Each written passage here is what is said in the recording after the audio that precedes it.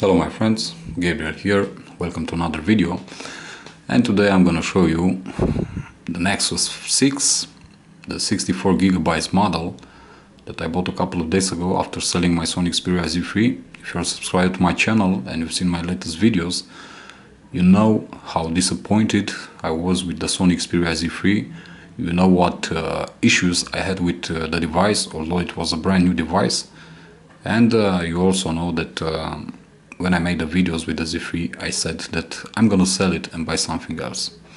So, because I'm fed up with, let's say, experiments coming from all sorts of OEMs, I decided to buy the pure Google experience. And this is the Nexus 6, as I said, the 64GB 4G international model, running on Android 5.1.1, the latest iteration of the operating system. Let's go into the settings, about phone, and as you can see, 5.1.1. We have a 6-inch Quad HD display. We also have two big and powerful front-facing stereo speakers.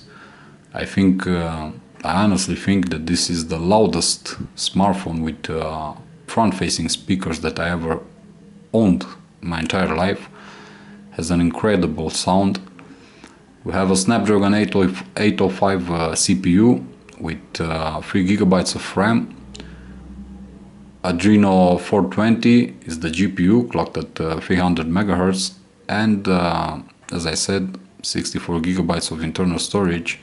There is no microSD card slot, but 64GB is more than enough for my needs, at least. As I said, Android Lollipop 5.1.1, the latest iteration, runs on the device, and I have to say it runs most of the time pretty well. I did notice some lag and some stuttering throughout the UI, and also when gaming, especially on Asphalt 8.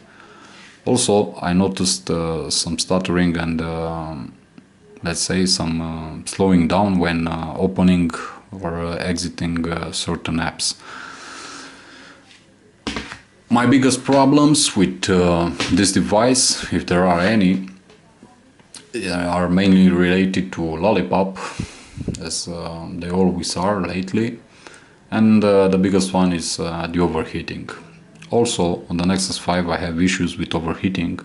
Although it's running the latest Lollipop version, the overheating is still present, and it's pretty annoying at times, especially when doing some intensive things on the smartphone. Other than that, I haven't noticed any big issues, except for the occasional lag, and stuttering. Had no issues with apps crashing or random reboots. So basically everything is good except for the overheating problem. What else there is to say? We have some very good cameras, if you ask me.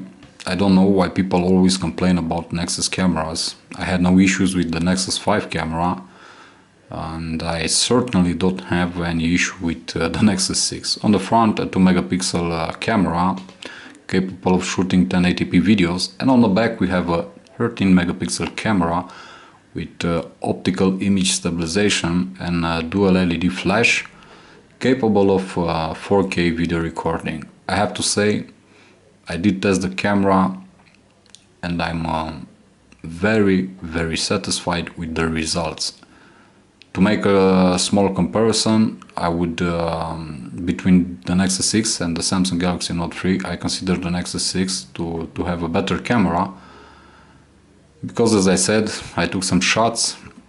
I also compared them with the shots that I took with my Note 3, and I have to say that I love the results from this camera than those from the Note 3.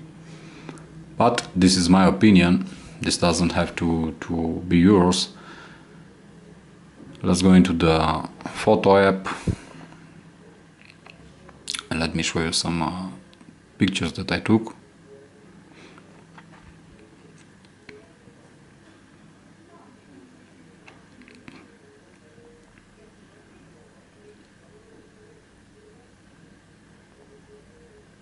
Also 4K video recording is excellent, and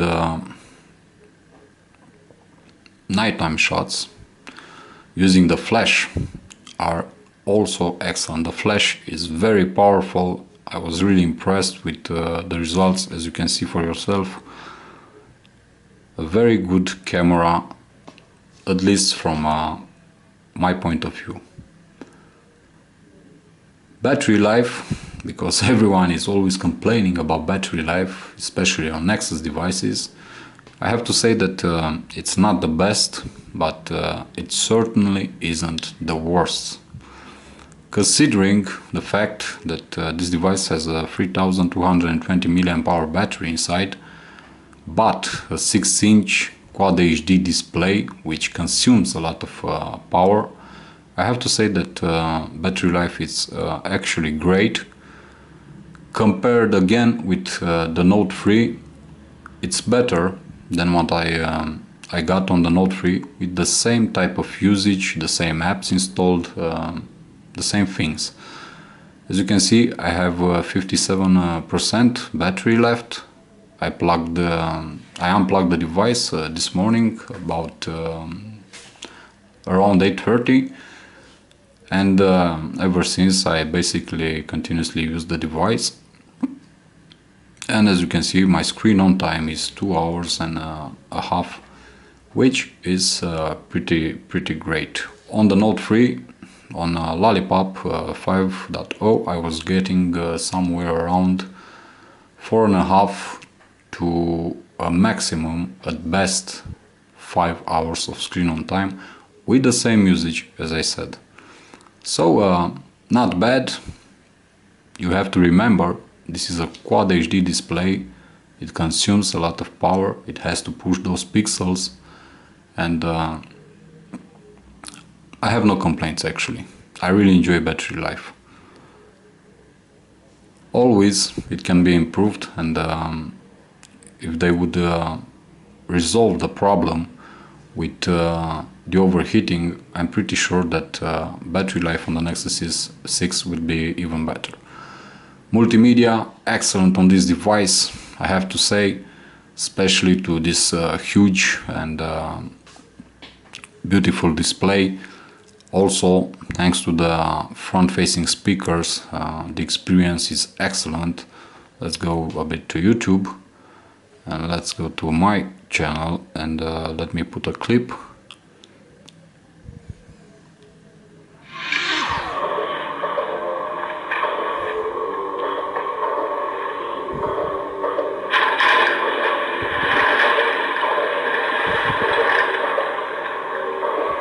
It's a very nice, very pleasant, very good experience for watching movies and also listening to music.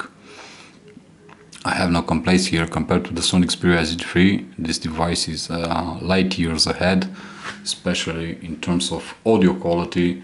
Also, when plugging in some headphones, the audio quality is just great. Although it doesn't benefit from some proprietary technology, audio technology, such as DTS or I don't know, Dolby Mobile, or whatever Sony is using. Excellent for media consumption. Camera, excellent. Battery life, in my opinion, very good. Not the best, still very good, could be better.